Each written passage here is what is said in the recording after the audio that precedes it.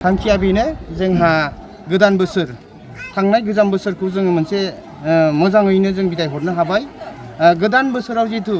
जोंनि गामिनि बयबो रायजो राजाफ्रा जिहेतु जोङो फैगोन गोदान बोसोराव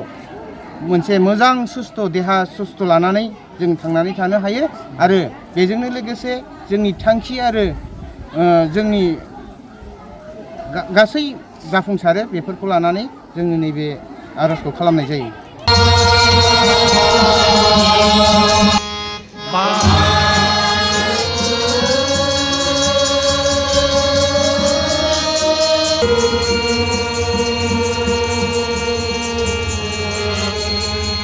दिनैनि नैबे चेनेलखौ नायगिरि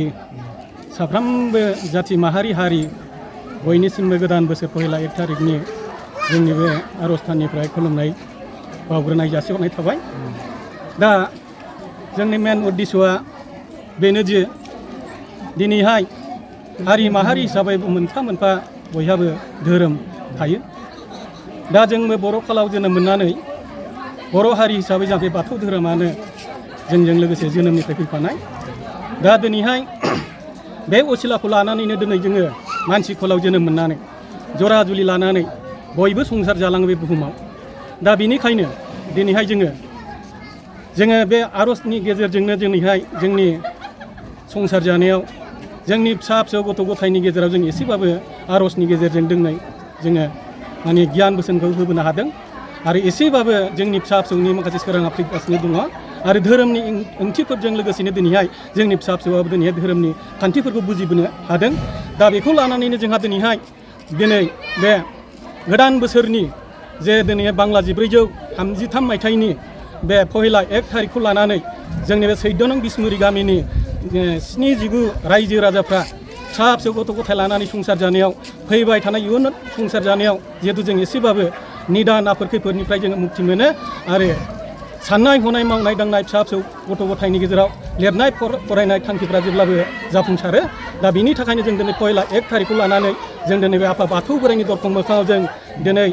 गथ' गथाय बिमा बिफा आइ आफा रायजो राजा गोसो मोनसे जिउ मोनसेनो जों दिनैहाय फुंबिलियाव बे मुक्तिखौ खालामबाय। आर'जनि गेजेरजों बे आफाखौ जोङो हांख्रायबाय। जथेस्थ' बे आफा बोराइ बाथौआबो जोंनि बे 14 नं बिसमुरि गामिनि दिनै 79 रायजो राजा फिसा फिसौ गथ' गथायनि सायाव बोसोरनि गेजेराव जेबो निदान आफोद खैफोद गैयाजासे गाहामै गाहाम जोङो सोरखिलांनो हायो। आङो बेखौनो बे चेनेलनि गेजेरजों बयनिबो सिगाङाव मिथिहरनाय जाहैबाय। दा बेखिनिखौनो आङो बुंबाय आरो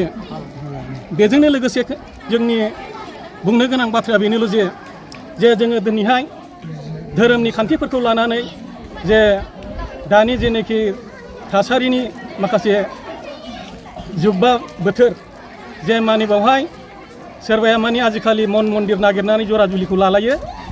दा थिग जोंबो दिनैहाय बे गोथार माखासे माबाखौ हाबाफारिखौ मावलांनो थाखाय जोङो दिनैहाय बे मन्दिरावनो जोङो दिनै बेखौ गभर्नमेन्ट थ्रुयै माने रेजिस्टार माने मा होनो बेखौ जों खालामनानै लाबाय। हाबा होनायनि केपासिटि जोङो लानो हाबाय। दा बेनिखायनो जोंनि बे ओनसोलारि बा हारि माहारिनि गेजेराव सोरबाफोर जुदि गोथार गोसो लानानै जरा जुलि लानो होनोब्ला नैबे जोंनि बे 14 नं बिसमुरि गामिनि बे बाथौ आर'ज थाननि गेजेराव फैनानै हयथ' बे गोथार जरा जुलिखौ लाफैनो हागोन। बेखौबो आङो चेनेलनि गेजेरजों आं बयखौबो खावलायहरनाय जाहैबाय। दा नंगौ जोङो जेब्लानाखि गोदान बोसोरा फैयो बेवहाय जोंनि सेंग्रा सिख्लानिफ्राय लानानै बोराय बुन्थुनिफ्राय लानानै गथ' गथायनिफ्राय लानानै जेब्लानाखि बे फोरबोआ फैयो अब्ला माने जांख्रिखांनाय रंजाखांनाय बयनिबो गोसोआव सोमजियो। दा जोङो दिनैहाय सिगां बिनिखायनो जोङो दिनैनिफ्रायनो बे बैसागु 1 थारिख पहिलाखौ लानानै जों दिनैहाय गाजा गोमजा बयखौबो ज' लानानै आफा बोराइ बाथौनाव जोङो बिखौबाय आरो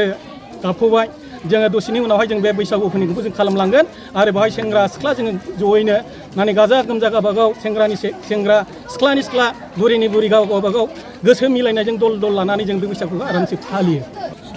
बे समाव खौरां बिजों बुथुमग्रा नोंथांमोननिसिम आं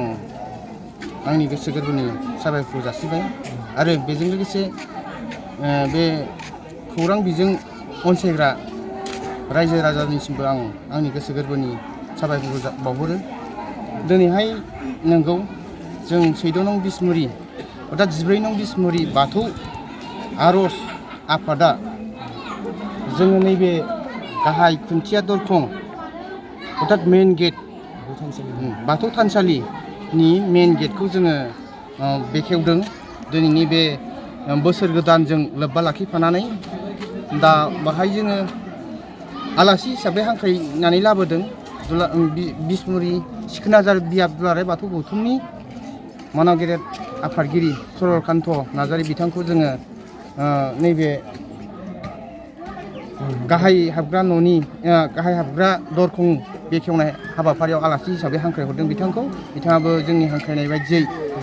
थि समावनो बाहागो लानानै जोंनि नैबे गाहाय हाबग्रा न' दरखंखौ बेखेवनानै होलांबाय। बिथांनिसिम आं साबायखर बावो थि समाव नुजाफैनानै हाबाफारिखौ मावफुंनायनि थाखाय। जोंनि गुबै थांखिया बेनो दिनैहाय जोङो नैबे बाथौ आर'ज थानसालिखौ जोङो गोबाव सम जाबाय जोङो बाहाय 2011 मायथाइयाव जोङो मोनसे टेम्परारि मोनसे जोङो थिं गालगाब खोबनानै खालामजेननाय जादों आरो उद्देश्यआ जोंना बेनो बेखौ जोङो मोनसे साबना हामना रायजो राजाजों मोनसे